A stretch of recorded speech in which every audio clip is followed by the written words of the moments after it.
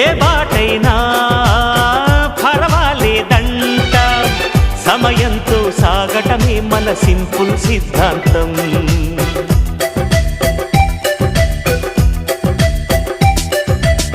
చిరుగాలికి పరిమళమిచ్చే సిరిమల్లెల వనమై ఉందాం, గగనాన్ని నేలను కలిపే హరివిల్లుల వంతెన అవుదాం. ఆనందం అంటే అర్థం మనమందా, ప్రతి పూట పాతై సాగే హుషారు సరిగమలో.